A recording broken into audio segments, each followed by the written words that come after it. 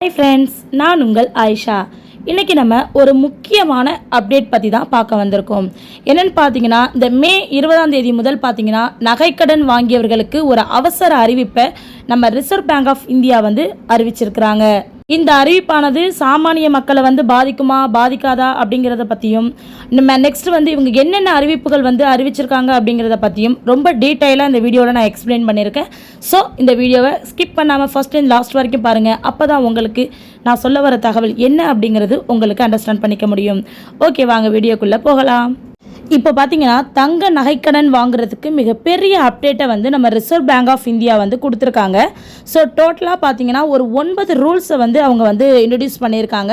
So அப்படி என்னென்ன ரூல்ஸை அவங்க கொண்டு வர இருக்கிறாங்க அப்படிங்கிற முழு விவரத்தை தான் இப்போ நம்ம இந்த வீடியோவில் பார்க்க போகிறோம். ஸோ சாமானிய மக்களுக்கு அவசர காலங்களில் பெரும் ஆதரவாக இருக்கிறது பார்த்தீங்கன்னா இந்த தங்க நகைக்கடன் தான். ஒரு திடீர் ஒரு அவசர தேவை, ஒரு எமர்ஜென்சி அப்படிங்கிற பட்சத்தில் நமக்கு டக்குன்னு தோன்றது ஏதோ ஒரு தங்க நகையை அடமானம் வச்சு அதை நம்ம பயன்படுத்திக்கணும் அப்படிங்கிற இந்த ஒரு ஆலோசனை தான் நமக்கு ஃபஸ்ட்டு தோணும். இந்த தங்க நகைக்கடன் வழங்குறதுல தான் பார்த்தீங்கன்னா சில ஆலோசனைகளை கொண்டு வரதாக சொல்லப்படுது நம்ம ரிசர்வ் பேங்க் ஆஃப் இந்தியா. குறிப்பாக சொல்லணும்னா வங்கிகள் மற்றும் நகைக்கடன் வழங்கக்கூடிய நிறுவனங்கள் இருக்காங்க இல்லையா, அதாவது என்பிஎஃப்சிக்கு கீழ் வரக்கூடிய நிறுவனங்கள்லாம் இருக்காங்கல்ல. ஸோ இவங்க அனைவருக்குமே பார்த்திங்கன்னா பொதுவான ஒரு விதிகளை கொண்டு வரலாமா அப்படின்னு சொல்லிட்டு ஒரு ஆர்பிஐ தரப்புலேருந்து பார்த்திங்கன்னா ஆலோசனை நடத்தப்பட்டிருக்கு. ஸோ அந்த ஆலோசனை மூலமாக பார்த்திங்கன்னா அதற்கான கிராஃப்டை அவங்க வெளியிட்டிருக்கிறாங்க. இந்த அதிகாரப்பூர்வமான கிராஃப்டை வெளியிட்டிருக்கிறது யாருன்னு பார்த்தோம்னா நம்ம ரிசர்வ் பேங்க் ஆஃப் இந்தியா தான் வெளியிட்டிருக்காங்க. அதன்படி பார்த்தீங்கன்னா அந்த வரிசையில் மிக முக்கியமானது அப்படின்னு பார்த்தோம்னா தங்கத்தோடைய மதிப்பில் இருந்து, அதாவது ஒரு தங்கத்துடைய மதிப்பில் இருந்து 75% வரைக்கும் அதிகபட்சமாக நகைக்கடன் வழங்கலாம் அப்படின்னு சொல்லியிருக்காங்க நம்ம ஆர்பிஐ. ஒரு எக்ஸாம்பிள் பார்ப்போம். என்னென்னா ஒரு கிராம் நகை 8,000 ரூபா போயிட்டுருக்கு. ஸோ நம்ம ஒரு கிராம் நகையை அடமானம் வைக்கிறதுக்கு பேங்குக்கு போகிறோம் அப்படின்னு எடுத்துக்கிட்டோம்னா 8,000 ரூபா பொறுமானம் உள்ள அந்த நகைக்கு பேங்கில் இருந்து 8,000 ரூபாயில் 75% அப்படிங்கிறது 6,000 ரூபாய். 6,000 ரூபாய் ஒரு கிராமுக்கு வழங்கலாம் அப்படின்னு நம்ம ஆர்பிஐ தரப்பிலிருந்து வங்கிகளுக்கு உத்தரவு சொல்லியிருக்காங்க. இதுவே பார்த்தீங்கன்னா கொரோனா காலகட்டத்தில் பார்த்தீங்கன்னா 80% கொடுக்கலாம் அப்படின்னு சொல்லியிருந்தாங்க. அதாவது 80%னா எப்படின்னா ஒரு 5% அதிகமாக 80% வரைக்கும் நீங்கள் கொடுக்கலாம் அப்படிங்கிற மாதிரி சொல்லியிருந்தாங்க. தற்போது என்ன சொல்லியிருக்காங்க அப்படின்னா 75% வரைக்கும் நீங்கள் நகை கடன் ஒரு கிராமுக்கு வழங்கலாம் அப்படிங்கிற மாதிரி சொல்லியிருக்காங்க. என்ன சொல்லியிருக்காங்கன்னு பார்த்தீங்கன்னா உரிமையாளர் ஆதாரத்தை தருவது அவசியம். எப்படின்னு பார்த்தீங்கன்னா இப்போ உரிமையாளர் நகை அவங்களுடைய நகையை தான் அவங்க அடமானம் வைக்க வந்திருக்காங்க அப்படிங்கிறதுக்கான ஆதாரம் காட்ட வேண்டியது அவசியமாக்கப்படலாம் அப்படிங்கிற மாதிரி கன்சிடர் பண்ணிட்டு இருக்காங்களாம். ஒருவேளை கடன் வாங்கியதுக்கான பில்லோ ரசீதோ அவங்க கிட்ட இல்லை அப்படிங்கிற பட்சத்தில் கடன் வழங்கக்கூடிய அந்த வங்கியோ அப்படி இல்லைனா அந்த நிதி நிறுவனமோ என்ன பண்ணணும் அப்படின்னா எதன் அடிப்படையில் அவங்களுக்கு நீங்கள் தங்க நகை கடன் கொடுத்தீங்க, அந்த நகை அவங்களுடையது தான் அப்படிங்கிறத நீங்கள் எதன் அடிப்படையில் நம்புனீங்க அப்படின்னு சொல்லிட்டு ஒரு கடிதம் கண்டிப்பாக ஆர்பிஐக்கு வழங்கணும் அப்படின்னு சொல்லியிருக்காங்க. இதிலிருந்து நமக்கு சொல்லப்படுறது என்னென்னா நகை வைக்க போகும்போது அந்த நகை நம்மளுடையது தான் அப்படிங்கிறதுக்கான நகை ரசீது நம்மக்கிட்ட இருக்கணும். அப்படி இல்லை அப்படிங்கிற பட்சத்தில் இந்த நகை நம்மளுடையது தான் அப்படிங்கிறதுக்கு அந்த வங்கியோ அல்லது நம்ம எங்கே நகை வைக்க போகிறோமோ அவங்க ஆர்பிஐக்கு இந்த நகை அவங்களுடைய நகை தான் அப்படிங்கிறதுக்கு அவங்க ஒரு கடிதம் கொடுக்கணும் அப்படிங்கிற மாதிரி சொல்லியிருக்காங்க.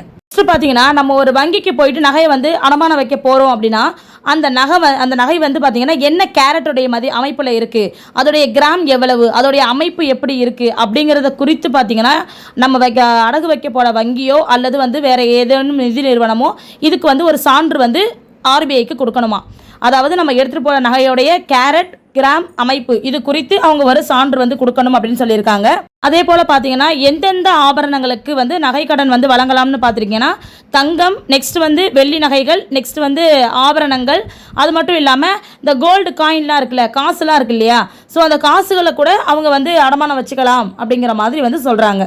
அதே போல் பார்த்தீங்கன்னா வங்கியாக இருந்தாலும் சரி, அதே போல் நிதி நிறுவனங்களாக இருந்தாலுமே சரி, ஒருவர் அதிகபட்சமாக பார்த்தீங்கன்னா 1 கிலோ தங்கத்திற்கு மட்டுமே கடன் பெற முடியும். 1 கிலோவுக்கு மேலே வைக்கக்கூடிய தங்க நகைகளுக்கு கடன் பெற முடியாது. அதுக்கு கீழ் உள்ள நகைகளுக்கு மட்டும்தான் நகை கடன் பெற முடியும் அப்படின்னு சொல்லிட்டு ரிசர்வ் பேங்க் ஆஃப் இந்தியா சொல்லியிருக்காங்க. அதே போல் பார்த்தீங்கன்னா எப்படிப்பட்ட நகைகளை வந்து நீங்கள் வந்து அடகு வைக்கும்போது எப்படி வந்து ஒரு வங்கியோ அல்லது நிதி நிறுவனமோ எடுத்துப்பாங்க அப்படிங்கிறத சொல்லியிருக்காங்க. இப்போ கோல்டு அப்படின்னு எடுத்துக்கிட்டோம்னா கோல்டில் அவங்க பார்க்கக்கூடிய மதிப்பு வந்து 22 கேரட் தான் பார்க்குறாங்க. ஸோ நீங்கள் 18 கேரட்டோ இல்லை அதுக்கு கீழே உள்ள நகைகளையும் நீங்கள் எடுத்துகிட்டு போய் வைக்கும்போது கண்டிப்பாக அதை வந்து எடுத்துக்க மாட்டாங்க.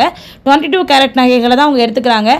நீங்கள் 23 ஆர் 24 கேரட்டில் நீங்கள் நகைகளை வந்து அடமானம் வச்சாலுமே அதையுமே அவங்க 22 கேரட் மதிப்பில் தான் வந்து அந்த ரேஞ்சில் தான் அவங்க வந்து எடுத்துப்பாங்களாம். நீங்கள் ஒரு 24 கேரட்டை நீங்கள் எடுத்துகிட்டு போய் எக்ஸாம்பிளுக்கு நீங்கள் அடமானம் வைக்க போகிறீங்க அப்படின்னா அதுக்கு 22 கேரட்டுக்கு அவங்க என்ன மதிப்பு போடுறாங்களோ அதே மதிப்பை தான் அந்த 24 கேரட்டுக்கும் போடுவதா சொல்லியிருக்காங்க.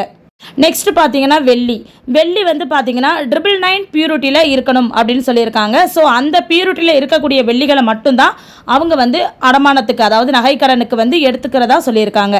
ஸோ கோல்டாக இருந்தால் 22 கேரட் மதிப்பு போடுவாங்க. அதே போல் வெள்ளியாக இருந்தால் நம்ம எடுத்துகிட்டு போகிற வெள்ளியே வந்து 999 பியூரிட்டி கேரட்டில் வந்து இருக்கணும் அப்படின்னு சொல்லிட்டு RBI சொல்லியிருக்காங்க. அதே போல் பார்த்தீங்கன்னா ஒரு நகை வந்து ஏலத்துக்கு போகுது அப்படின்னா அந்த நகையுடைய விவரங்கள் தெளிவாக இருக்கணும். அதே போல் அதில் ஏலம் விடும்போது அந்த ஏலத்தின் போது வரக்கூடிய விவரங்கள் அனைத்துமே வந்து ஒரு பயனாளிக்கு வந்து தெரிஞ்சிருக்கணும் அப்படின்னு சொல்லியிருக்காங்க. ஸோ நகையின் விவரமோ ஏலத்தின் விவரமும் நகை வைக்கும் போதே அவங்களுக்கு வந்து அதை பற்றின டீட்டெயில்ஸ் வந்து கண்டிப்பாக வந்து தெரிஞ்சிருக்கணும் அப்படின்னு சொல்லியிருக்காங்க. அதே போல் எந்தெந்த சூழ்நிலையில் ஏலத்திற்கு வந்து நகை வந்து போகும், அதாவது எப்படியாப்பட்ட சூழ்நிலையில் எந்த டைம் எந்த காலம், அதாவது அடகு வைத்த காலம் எந்த காலம் முடியும் பொழுது உங்களுடைய நகை வந்து ஏலத்திற்கு போகும் அப்படிங்கிற அந்த சூழலை வந்து கண்டிப்பாக அடகு வைக்கும்போது அந்த பயனாளிக்கு வந்து உடனே வந்து சொல்லப்பட்டிருக்கணும் அப்படின்னு சொல்லியிருக்காங்க. நெக்ஸ்ட் ஏலத்தொகை வந்து எப்படி பிரிக்கப்படும் அப்படிங்கிற அந்த விவரங்களையுமே வந்து தெளிவாக வந்து பயனாளிகள் வந்து தெரிஞ்சிருக்கணும் அப்படின்னு சொல்லியிருக்காங்க. இது அனைத்தையுமே பார்த்தீங்கன்னா வங்கி நிறுவனமோ அல்லது வந்து தனியார் நிதி நிறுவனமோ தெளிவாக வந்து பயனாளிகளுக்கு வந்து சொல்லியிருக்கணும் அப்படின்னு சொல்லிட்டு RBI வந்து அவங்க தரப்பிலிருந்து சொல்லியிருக்காங்க. அது மட்டும் இல்லாமல் கடன் செலுத்தப்பட்டு 7 நாட்களுக்குள் நகையை திருப்பி தர வேண்டும். ஓகேவா, கடன் செலுத்திட்டாங்கன்னா 7 நாட்களுக்குள்ளே நகையை வந்து திருப்பி தரணும். அப்படி திருப்பி தராமல் தாமதிச்சாங்க அப்படின்னா ஒரு நாளைக்கு வங்கிக்கு வந்து 5000 ரூபாய் வந்து அபதாரம் வந்து விதிக்கப்படும் சொல்லியிருக்காங்க. இப்போ என்னன்னா ஒரு கணக்கு வந்து நம்ம வந்து க்ளோஸ் பண்ணிட்டோம், ஒரு கடனை வந்து க்ளோஸ் பண்ணிட்டோம் அப்படின்னா நம்மக்கிட்ட அவங்க நகையை வந்து 7 நாட்களுக்குள்ளே நம்மக்கிட்ட கொடுத்துடணும். சப்போஸ் அவங்க 7 நாட்களுக்குள்ளே நம்மக்கிட்ட நகையை கொடுக்காம தாமதம் படுத்துறாங்க, அதாவது கடனை கட்டியுமே நம்மக்கிட்ட நகையை கொடுக்காம தாமதப்படுத்துறாங்க அப்படின்னு ஒரு சூழல் ஏற்பட்டுச்சுன்னா ஒரு நாளைக்கு எந்த வங்கியோ அல்லது தனியார் நிதி நிறுவனமோ ஏதோ ஒன்று நமக்கு வந்து கரெக்டாக வந்து நகையை கொடுக்காம தாமதிக்கிறாங்க, 7 நாட்களுக்குள்ளே நகையை கொடுக்கல அப்படின்னா அவங்களுக்கு ஒரு நாளைக்கு பார்த்தீங்கன்னா 5000 ரூபாய் வந்து அபதாரம் வந்து விதிப்பதாக சொல்லியிருக்கிறாங்க நம்ம ரிசர்வ் பேங்க் ஆஃப் இந்தியா. இதன்படி பார்த்தீங்கன்னா நம்ம மீட்டுட்டோம் அப்படின்னா நம்ம கைக்கு உடனே நகை வந்துடணும், இல்லைனா 7 நாட்களுக்குள்ளே நம்ம கைக்கு வந்து நகை வந்து ரிட்டர்ன் ஆயிடணும். அப்படி ஆகலை அப்படின்னா அவங்களுக்கு அபதாரம் வந்து 5000 ரூபாய் வந்து விதிக்கப்படும். இப்போ நான் சொன்ன எல்லாமே பார்த்தீங்கன்னா ஆலோசனையில் இருக்கக்கூடிய நிபந்தனைகளாக தான் இதை அனைத்துமே வந்து பார்க்கப்படுது. ஸோ இப்படி RBIலேருந்து அவங்க கொடுத்துருக்கிற இந்த நிறைய நிபந்தனைகள் இப்படியே வச்சுட்டே போனாங்கன்னா சாமானியர்களால், அதாவது ரொம்ப கஷ்டப்படுறவங்களால சாமானியர்களால் கண்டிப்பாக வந்து பார்த்தீங்கன்னா இதை மாதிரி நகைக்கடன் பக்கமே வரக்கு ரொம்ப பயமாயிடும் அப்படிங்கிற மாதிரியும், அதுக்கப்புறம் அவங்க வந்து கந்து வட்டியை நோக்கி வந்து போக வந்து ஆரம்பிச்சிடுவாங்க அப்படிங்கிற மாதிரியும் பார்த்தீங்கன்னா ஒரு சில விஷயங்கள்லாம் வந்து இது மாதிரி உலாவிட்டு இருக்கு. அது மட்டும் இல்லாமல் பார்த்தீங்கன்னா இப்போ இருக்கிற இந்த எளிமையாக இருக்கிறதுனால தான் வந்து பார்த்தீங்கன்னா இதை வந்து ரொம்ப அதிகமாக வந்து மக்கள் வந்து பயன்படுத்துகிறாங்க. ஒரு நகைக்கடன் வைக்கிறது அப்படிங்கிறது ரொம்ப எளிமையாக இருக்கிறதுனால தான் மக்கள் வந்து ஈஸியாக வந்து அதை வந்து பயன்படுத்திட்டு இருக்காங்க. ஸோ இவ்வளோ நிபந்தனைகளை வந்து RBI சைட்லேருந்து நமக்கு வந்து கொண்டு வந்தாங்க அப்படின்னா இது வந்து கந்து வட்டிக்கு வந்து வழிவகுத்துடக்கூடாது அப்படிங்கிறது பலவிதமான விமர்சனங்கள் இப்போவும் வந்து உலாவிக்கிட்டு தான் வந்துட்டு இருக்கு. ஸோ என்னைக்கு ரிசர்வ் பேங்க் ஆஃப் இந்தியாவிலேருந்து நமக்கு இந்த ஒன் டேஸ் பிஃபோர் தான் இந்த நிபந்தனைகள்லாம் வைக்க போகிறதா வந்து சொல்லிட்டு இருக்காங்க. ஸோ அப்படி இது மூலயமா இப்படி அவங்க நிபந்தனைகளை கொடுத்தாங்க அப்படின்னா மக்கள் ஒருவேளை கந்து வட்டியை நோக்கி போயிடுவாங்களோ அப்படிங்கிற அச்சமும் பார்த்தீங்கன்னா பல நெட்டிசன்ஸ்கள் மூலமாக வந்து ஒரு விமர்சனமாகவே வந்து உலாவிக்கிட்டு தான் வந்துட்டு இருக்கு. ஸோ இதுதான் உண்மை. ஸோ இது வந்து இப்போதைக்கு ஒரு பயனுள்ள தகவலாக உங்களுக்கு நான் வந்து கொடுத்துருக்கேன்னு நினைக்கிறேன். மேற்கொண்டு அவங்க சைட்லேருந்து வேறு ஏதாவது அப்டேட் வந்ததுன்னா கண்டிப்பாக நான் உங்களுக்கு வந்து அப்டேட் பண்ணுறேன். ஸோ இது போல் பயனுள்ள தகவல் உங்களை வந்து சேரணும் அப்படின்னா கண்டிப்பாக நம்ம சேனலை சப்ஸ்கிரைப் பண்ணிக்கோங்க, பக்கத்தில் இருக்கிற பெல் ஐக்கானை டச் பண்ணிக்கோங்க. அப்போ தான் அடுத்தடுத்து போடக்கூடிய வீடியோஸ்லாம் ரெகுலராக வந்து உங்களை வந்து ரீச் ஆகும். Okay, thank you, bye bye.